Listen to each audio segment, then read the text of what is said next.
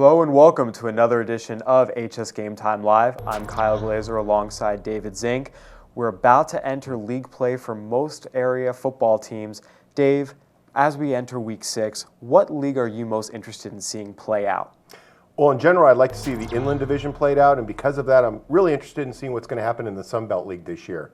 We've got Heritage with a real strong program, have not lost the Sun Belt League game in their time in the league, and you've got other teams that are nipping at their heels this year, I think, that will give them a challenge in the Sun Belt League. Staying with that theme, the Inland Division, I'm really interested in seeing the Inland Valley League. Right now, Riverside Poly Rancho Verde, that matchup is going to be a doozy in a few weeks. But then we don't really know who the third best team in that league is. Arlington, North, Valley View, Canyon Springs, none of them have really separated. So I'm going to be very interested to see how that all plays out and who can steal a playoff spot. Sounds good. All right, well, we're going to jump into this week's games. The big matchup, Great Oak Vista Marietta, Southwestern League rivalry. Vista Marietta hasn't lost a Southwestern League game in 5 years. Dave, can Great Oak knock them off? Well, Vista Marietta hasn't exactly had a dominating year this year. We're used to seeing Vista Marietta scoring a lot of points, beating teams handily, and this year they've been winning games, but it hasn't definitely been in dominating fashion.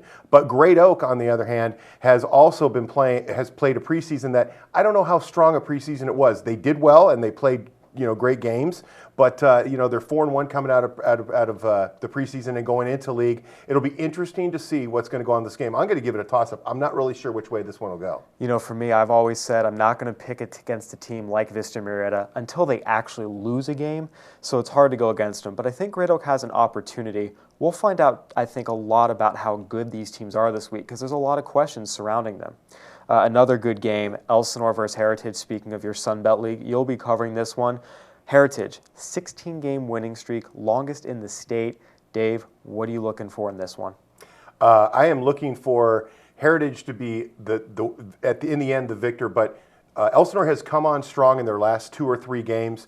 They have Guglielmano, their running back, went for 209 yards last week and scored a few touchdowns. And I think that their running game and defense can cause problems with a lot of programs. Teams are not used to seeing this. They're used to seeing the spread now. Now they're getting a team that'll play smash mouth with them and run the football, run the clock, and do all those things. So although I think Heritage will win the game, I think Elsinore is going to give them a really good test. And who knows, with a couple of breaks, they might actually break out and win the game. Absolutely. Once again, Heritage for me falls under the same thing as Vista Marietta.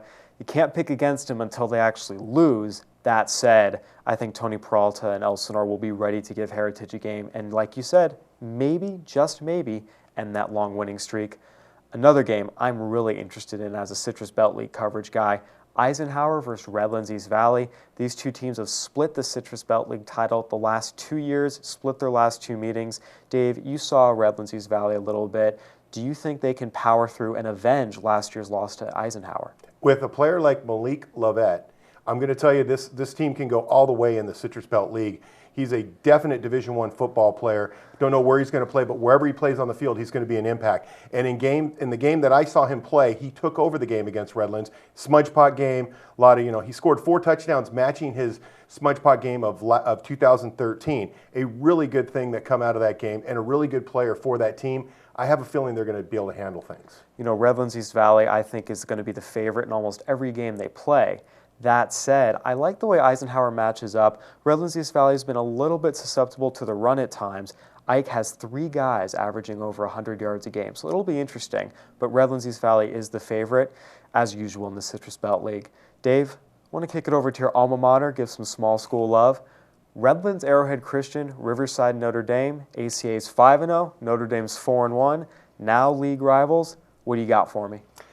I got to tell you that Arrowhead Christian is the Mowbray boys are where Arrowhead Christian hangs their hat. And depending upon how they play, both offensively and defensively, these 3, I think they're relatives, all 3 of them are relatives, and all 3 of them lead in tackles on the team, and they also all lead in areas which they play, quarterback, running back, receiver, all scoring touchdowns, all contributing on both sides of the ball. I think that will go a long way towards Arrowhead Christian possibly getting a win, but Notre Dame has some great talent. Wesley Smith is a really good running back. They've got two kids that are rotating in at quarterback, that both of them, Manny Guerrero and Niles, I forgot his last name, but both of them are very good quarterbacks, doing well. I'm kind of curious to see, because both of them played a preseason schedule that I really couldn't tell how good they were based on that schedule.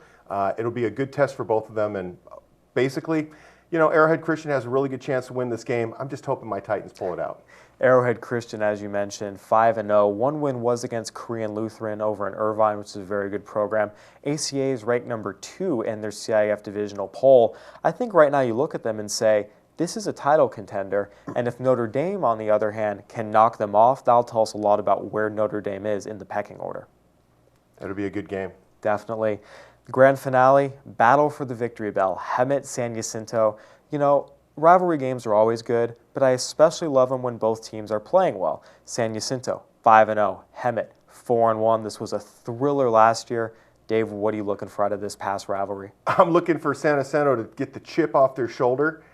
They kind of feel that they have not been talked about much. If you go in Twitter traffic and things that we get actually at the paper, San Jacinto fans aren't too happy with the way that they've been covered thus far this season. They feel they're a much better team and don't get enough recognition. I personally wrote a column talking about teams to look at, going in after. Teams to look at going after the middle of the season. Teams that start out 4-1, 5-0. And I didn't bring in San Jacinto into the conversation, and I got some nasty emails about it. So I got a feeling that they feel they got something to prove. It's also a rivalry, so it's going to be a heck of a game. San Jacinto, I believe, is going to win that game. One thing that's going to be very interesting to me matchup-wise to watch, Hemet's Jeff Martin. He's the area's second leading rusher. He has 12 rushing touchdowns. He's been great. San Jacinto's defense has allowed only 83 points all season. I think that's going to be it right there at the battle of San Jacinto's run defense and Jeff Martin and Hemet's running game. Whoever wins that battle, I think, wins the football game. I have to agree.